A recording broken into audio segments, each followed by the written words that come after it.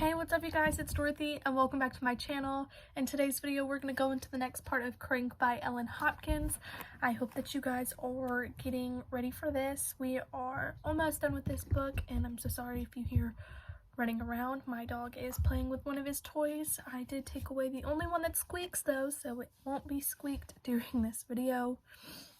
But he will be running around because I'm trying to let him get some energy out so he can take a nap later. But yeah, let's get right into this video. This video may contain sensitive topics and foul language. If you do not wish to continue, please click off of the video now. You have been warned. Page 240. Wild Waters Day dawned. Hot crystal blue, perfect for watery fun. I donned my new bikini, disguised the tattoo beneath a hot pink gauze cover-up, and on some lunatic whim called Sarah to come along. While waiting in line, we ran into Trent, another longtime friend who was on his 16th birthday, made the huge mistake of climbing out of the closet and waving a big hello.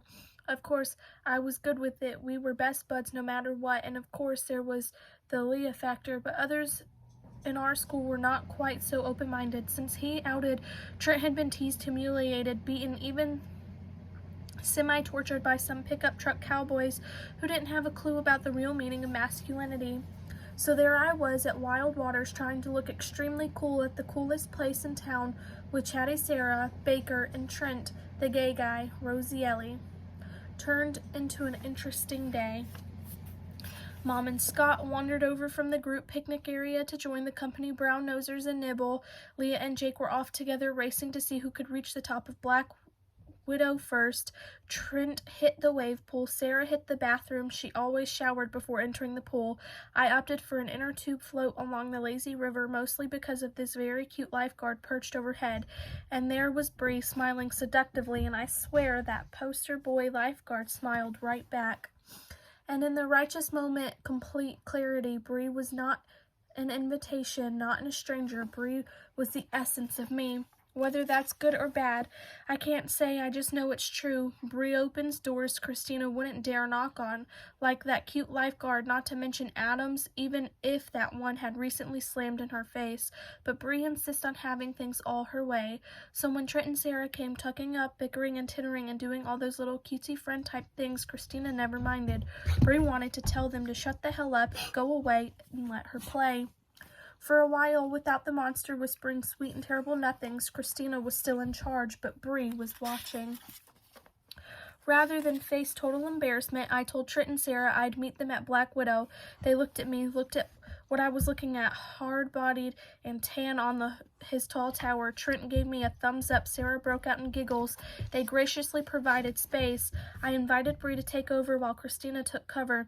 She bent forward from the waist, shook her dripping hair, straightened, flipped it backward, and without a single thought to the puffy pink heart on her thigh, let alone its artist.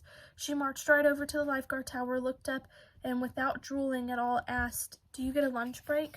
Before Bree, that would have never happened. Whatever she'd done to me, for me, and basically in spite of me, she'd given me a whole new sense of self I've never knew.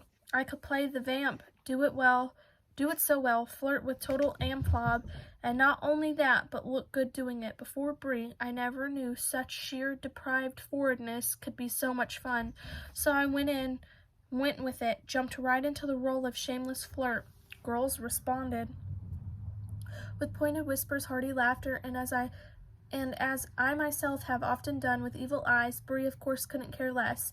In fact, she thrived on any and all attention. Guys responded to that with solid once-overs, come-on smiles, and in Brendan's the lifeguard's case with phone numbers.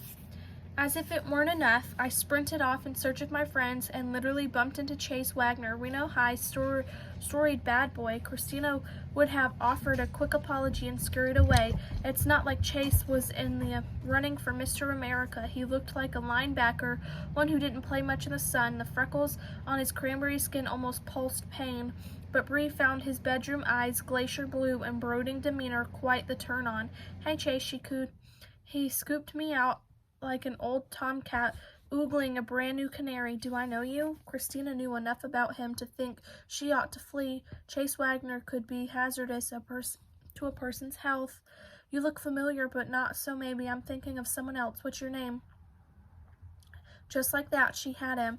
If she wanted him, her game was no less dangerous than this. Call me, Bree.